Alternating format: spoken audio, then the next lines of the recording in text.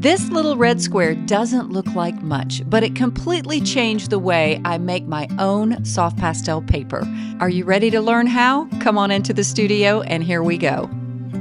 Welcome artists to Monet Cafe Studio and this continuation in our monthly theme called Creative Surfaces. I love experimenting with making my own soft pastel surfaces. Not only is it a lot of fun and you get great results, but it's also so practical. These surfaces are way more affordable than your professional sanded pastel surfaces. And again, they work great. Now this is one that's one of my favorites. I actually forgot about it. I saw one of my older videos and I was like, oh yeah, I forgot how great that works. I love this technique so much because it's so simple. Anybody can do it.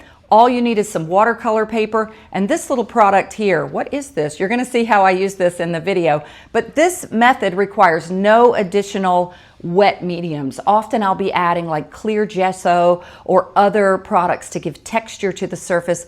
But this one is so simple and the results are great. I'm amazed at how many layers you can get with this technique just on regular watercolor paper. So I'm going to show you exactly how to do it. Let me know as you watch the video if you've seen this method before or tried it. I'd like to know. You're going to love it. It's so simple. Here we go.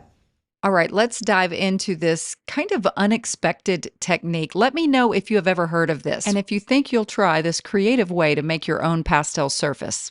This is one of my favorites, I think because it's easy and affordable and it doesn't require a lot of product. What we're doing in my last video too this month is making our own creative surfaces. We're not bound by having to use the more expensive soft pastel papers. And often my DIY methods of making soft pastel papers includes giving them some texture, giving them some grit. But this technique requires using no wet mediums at all, and it's one of the easiest you can do. All you need is some regular watercolor paper. I do recommend 100% cotton, which this is. Arches is a great brand. There are other brands, but 100% cotton.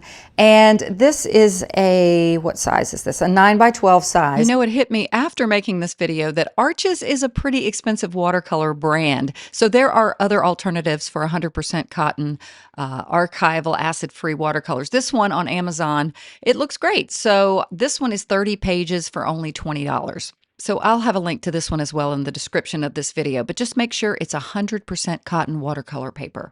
But what is this? It's not always in red, but this is an 80 grit, really coarse sandpaper, you know, like you use in construction. All I have to do is go out to my husband's workshop, and that's what I actually did and found this piece. I don't know why it's red, but it is what we're going to use to turn this magically, boom. You see those videos on Instagram where things pop up? I don't have that. But anyway, magically, it will turn this watercolor surface into a pastel painting surface. And we're going to jump right into how to do this, but if you're a patron of mine on my Patreon page, I go into a whole lot more. I show you other surfaces. I go into my fun little color palette here of how I arrange my pastels, a quick little tour of my very messy studio, and lots more. So before we get started, let me go ahead and tell you if you would like the full video, which has almost all real-time content, the full painting, everything. It's real easy to become a patron of mine on my Patreon page. It's only $5 a month, and you can cancel at any time. You get all the goodies, you unlock hundreds of videos, you become part of a beautiful family, and I get to see your work. We have games, prizes, and more. So thanks for letting me share that right away. Oh gosh, there is one more thing I forgot. I have a coupon code that's 50% off the first month. I mean, it's only $5 a month, but every little bit helps if you use that coupon code. I'll have all of this in the description of this video. Now, let me show you this technique. You're gonna love it. All right, before we get started prepping one entire page, I think I'll do a whole page of this. I'm going to do a little sample here in a comparison. This is just a little extra piece of watercolor paper that I had cut. Same product, Arches 100% watercolor paper. And I'm going to show you the difference between using pastels on this surface alone. Now I have done this where I painted in another video of mine. I'll try to pop something in and to show you what happens if you try to paint with pastels without doing anything to this watercolor paper. You can do it, but the results won't be nearly what you're seeing in some of these other pastel paintings that are so vibrant and beautiful with color. Let me just pop in this little screen recording of a former video where I did just that, worked only on watercolor paper. You can already see how muddy the painting is looking, the pastels. And here at the end, you can see I'm not able to even layer any flowers. Do you see how they're just kind of blending? I'm not able to get any good mark making. And you're definitely going to be able to see the difference in the surfaces when I show you this trick. All right, I am going to use this 80 grit sandpaper. Hear how textured it is? It's really textural. And I'm going to sand off this watercolor paper. Now, what am I sanding off? I did not know this until I learned about this technique. It was actually during a Pastel Live demonstration. I actually, many years ago, I was invited to be one of the artists to do a painting in the Pastel Live. It's a huge worldwide pastel event. And one of the pastel artists that offered a beautiful pastel demonstration was artist Bruce Gomez. And that's where I first learned that this can even be done. I could not believe what a gorgeous painting he painted on just watercolor paper. So what I learned from him was to sand off the part of a watercolor paper. I didn't know this, that it has something on it called sizing. An outer layer of the watercolor paper. It's called sizing. You can research that if you want to learn more about what it is exactly. But I am going to sand off the sizing of this watercolor paper. And I'm just going to do it on a little top section here. So you'll see the sizing coming off. I'll probably speed this up, and I'll sand it off for about a minute. So let me get started here.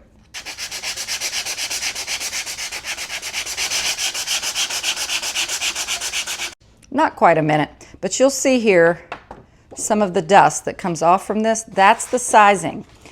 All right, so I have the sizing removed, sanded off from the top portion here.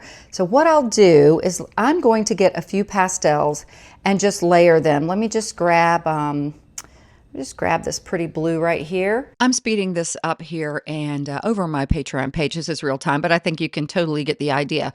Obviously, the top part where I sanded is the one that looks softer. Notice that? Now, here's where the real magic happens when you go to blend. And if you do this in person yourself, you will even feel the difference. The surface is just so much softer. The pastel colors layer so beautifully on top of each other. And you're able to blend so much better on the watercolor paper that's had the sizing removed. You can even see the color difference here. So much more vibrant on the sanded surface. Now I'm going to blend with a packing peanut. You'll see me doing this technique on the actual underpainting portion in just a second, but it works just great. And I really never would have thought before seeing that demonstration by artist Bruce Gomez that you could paint on watercolor paper like this. And now let's sand the entire surface of this watercolor paper. This is a 9x12 actual size, and I am going to speed this up. I'm trying to give a nice consistent sanding to the entire surface, and I'm also trying to make sure I get the edges. I occasionally kind of run my sandpaper along the perimeter because I am going to be using this entire surface to create the painting. And now you can see the little dust that's come off. That's the sizing. And obviously the sizing is good for watercolor painting, but if you want to paint on watercolor paper with soft pastels, just sand it right off with 80 grit sandpaper. So easy, right? Now I'm going to take you through the painting process, and this one is sped up again, but I really want you to see how many layers I'm able to get with this amazing way to make a soft pastel surface. This is the underpainting. I'm just using some warm colors. I thought they would really make those lavenders pop, and I'm going to use this packing peanut like I mentioned earlier. All I'm doing, this packing peanut is what is in your packages, you know, to protect them. I don't see as many of those now as I used to, but it's a great blending tool on this sanded watercolor paper. And look how beautifully it blends. It looks so soft, right? Okay, so now it's time for my local color, it's called. I'm going to be adding the colors that are in the scene, and that underpainting really did make a nice influence. But I wanted to share just personally with you my experience while I was painting this. The former time that I had done this, it was a video. I'll try to include that video in the link too, or the description of this video. But I had just kind of done a sample painting. I tried the technique, I did a sample painting, and this was really the first time I did a full painting with a lot of layers. And I was almost at this stage, not quite. It's when I blend, I do another blend right here.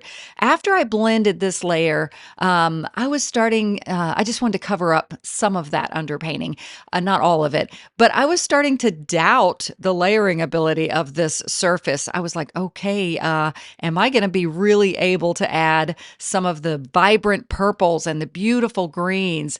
But my confidence was restored as I continued to work. I mean, look, I've got probably in some areas, I'm at least on a fourth or fifth layer, and you'll see I get even more. Now I'm just adding, some pretty greens in the distance in my Patreon version. I'm sorry to always talk about that, guys, but I just like to let you know those options are available. But I noticed I have that warm underpainting, but I noticed in the painting in the distant hills back there, there was like some warm colors, and even in the ground between the rows here. So I reintroduced a little bit of that underpainting color and just brought a bit of that warmth back and echoed it in the distant field. I don't want to have too much warmth really far away because color temperature doesn't behave that way. Now look at this beautiful magenta purple. This was my pop color. I have one I'm going to add that's even more vibrant than this one, but I was just so impressed. This one too, I decided to bring this tree down further into the foreground. I wanted a little more variety with my trees,